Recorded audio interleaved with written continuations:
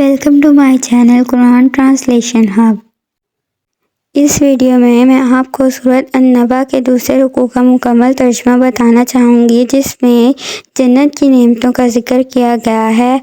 کیا آپ بھی جنت کی نعمتوں کے بارے میں جاننا چاہتے ہیں تو ویڈیو کو لاسٹ تک دیکھیے گا۔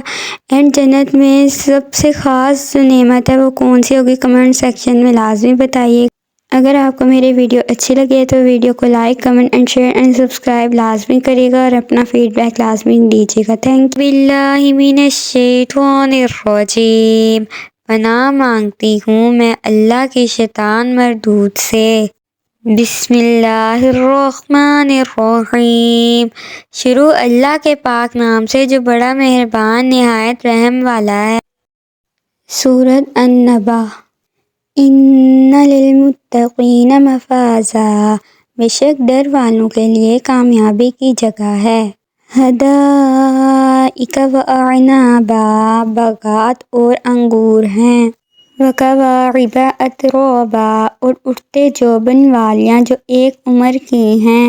وکأسا دہاقا، اور جھلکتا جام ہے۔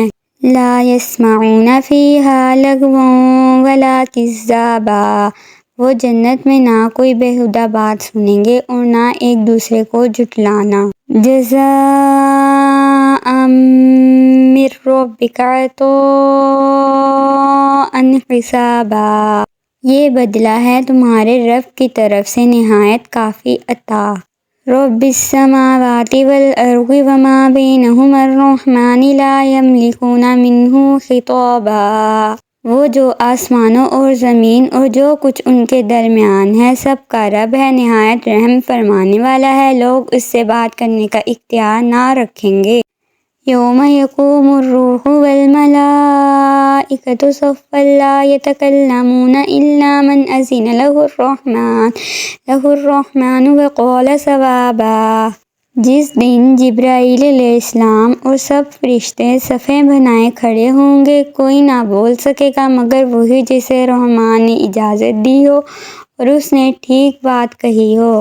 ذالک الیوم الحق فمن شاء اتخذ الی ربہ مآبا، وہ سچا دن ہے، اب جو چاہے اپنے رب کی طرف راہ بنا لے۔